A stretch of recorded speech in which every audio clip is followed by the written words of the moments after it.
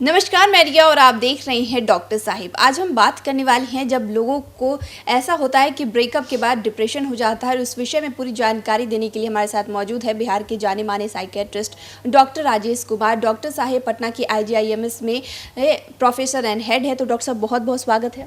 Thank you. आज हम बात करने वाले हैं कि देखा जाता है कि आजकल युवाओं में सबसे ज़्यादा ये कॉमन समस्या हो गया है कि ब्रेकअप के बाद वो डिप्रेस हो जाते हैं, वो डिप्रेशन में चले जाते हैं। तो वो फिर कैसे निकल सकते हैं? देखिए, जहाँ तक बात है युवाओं में डिप्रेशन की बात, ऐसे भी एडोलसेंट्स या यूथ में डिप्रेशन काफ़ी कॉमन बीमारी देखी जा रही है। और जहाँ तक बात है ब्रेकअप, देखिए ब्रेकअप का मतलब क्या है कि कोई एक रिलेशनशिप जिसमें आप काफ़ी दिनों तक इन्वॉल्व थे, फिजिकली, इमोशनली, और आपने काफ़ी समय उसमें दिया, और जब अचानक ब्रेकअप होता है, चाहे जो भी कारण रहे हों, तो कहीं ना कहीं एक लॉस होता है, एक रिलेशनशिप का लॉस है। और जब भी आप अपनी लाइफ में कोई चीज़ खोते हैं, चाहे वो कोई भी कीमती वस्तु हो या कीमती रिलेशनशिप हो, तो कहीं ना कहीं एक आप ग्रीफ में चले जाते हैं, एक शॉक में चले जाते हैं। और मैक्सिमम लोग, जो 90% से ज़्यादा लोग जो ब्रेकअप के बाद मैक्सिमम लोग उबर जाते हैं फैमिली सपोर्ट से, फ्रेंड के सपोर्ट से या साइकियाट्रिस्ट के सपोर्ट से। ओनली 10% जो होते हैं जो शायद डिप्रेशन का शिकार होते हैं। तो देखा जाए, अब ये डिप्रेशन होने के कारण जैसे मैंने बताया लॉस ऑफ रिलेशनशिप है, और कहीं ना कहीं वो जो रिलेशनशिप के जो मायने होते हैं वो उनके लिए बहुत ही प्राइवेट होते हैं। तो हर व्यक्ति शायद उनके दर्द को नहीं समझ सकता है, लेकिन डिप्रेशन जो है उसका इलाज मैक्सिमम पॉसिबल होता है। और जैसे मैंने बताया कि 90% से ज़्यादा लोग उससे उबर जाते हैं अपने फ्रेंड और फैमिली के सपोर्ट से। Only 10% they require professional help of a psychiatrist या साइकोलॉजिस्ट। लोग कहते हैं कि अगर इस चीज़ से, डिप्रेशन से निकलना है तो खुश रह जाए तो ही ज़्यादा बेहतर है।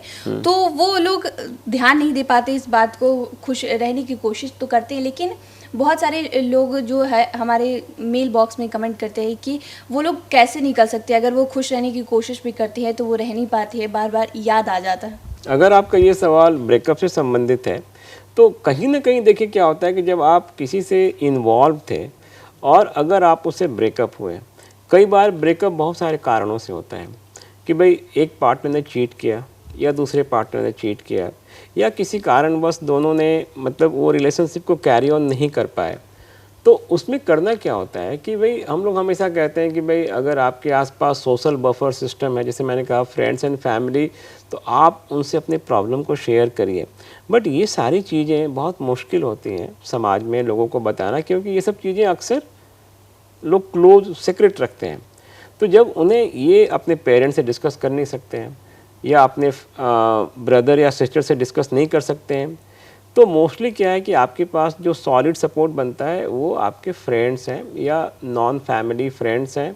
तो उनके साथ इस चीज़ को डिस्कस करना, और अक्सर दुनिया में जैसे एक चीज़ अगर आप खोते हैं तो कोशिश करिए कि उसका कोई सब्स्टिट्यूट लाइफ में लाइए, अपना ध्यान बटाइए, अपने आप को इंगेज रखिए, क्योंकि हर व्यक्ति की अपनी अपनी कोपिंग मैकेनिज्म होती है और हर लोग शायद इस चीज़ से उतने हेल्दी तरीके से कोप अप नहीं कर पाते हैं जितना कुछ लोग कर पाते हैं। तो ये जो मैं कहता हूँ कि हमेशा कभी भी आप अपने लाइफ में अगर निराश हो, परेशान हो, you should come out, open out, अपनी प्रॉब्लम को डिस्कस करिए, शेयर करिए, तभी हम आपकी मदद कर पाएंगे। तो अगर इस दौरान जैसे वो आपके पास कोई आ रहा है तो उस दौरान दवाइयों की भी ज़रूरत होती है? बहुत कम केसेज में, मैं कहूँगा 5 to 10% केसेज में, जब उनको पूरा डिप्रेशन की जैसे फुल ब्लोन डिप्रेशन हो जाता है, जैसे सिंड्रोम वाला डिप्रेशन। बट मैक्सिमम लोग शायद एडजस्टमेंट रिएक्शन से ग्रसित होते हैं, शायद उन्हें थोड़ी बहुत नींद की समस्या होती है, शायद उन्हें थोड़ी सी घबराहट होती है, क्योंकि बार बार रह रह के वो सब बातें याद आती हैं, समय याद आते हैं। तो मैक्सिमम लोग काउंसलिंग से या साइकोथेरेपी से ठीक हो जाते हैं। जैसा कि आपने बताया कि नींद की समस्याएं होने थी, इस दौरान लोग जो नींद की दवाइयां भी लेना शुरू कर देते हैं। तो नींद की दवाइयां लेना उनके लिए कितना ख़तरनाक हो सकता है? देखिए, नींद की दवाइयों का विदाउट सुपरविजन या डॉक्टर के प्रिस्क्रिप्शन के बिना लेना एक बहुत ही खतरनाक सौदा हो सकता है। और अगर आप कभी कभार, जैसे कि आपने शुरुआती दौर में आपने नींद की दवाई ली जैसे होता है ना कि आप केमिस्ट के पास गए, दुकानदार ने आपको दवाई दे दी बिना प्रिस्क्रिप्शन के, तो अगर आप उसको 2 हफ्ते, 3 हफ्ते, 4 हफ्ते से ज़्यादा लेते हैं तो आप उसकी लत का शिकार हो सकते हैं। तो मैं हमेशा कहूँगा कि अगर आपको किसी भी तरह की मानसिक समस्या है तो आप एक प्रोफेशनल हेल्प लें, ना कि खुद से इलाज करें, क्योंकि इसके अंजाम बड़े खतरनाक हो सकते हैं। तो शुक्रिया डॉक्टर साहब, जो आपने जानकारी दी उसके लिए बहुत बहुत शुक्रिया। Thank you.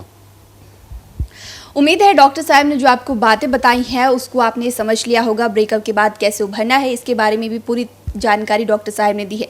इस विषय में आप क्या सोचते हैं हमें कमेंट कर ज़रूर बताएं। चैनल को सब्सक्राइब कर लें, फेसबुक पेज को लाइक कर लें। वीडियो देखने के लिए आपका शुक्रिया।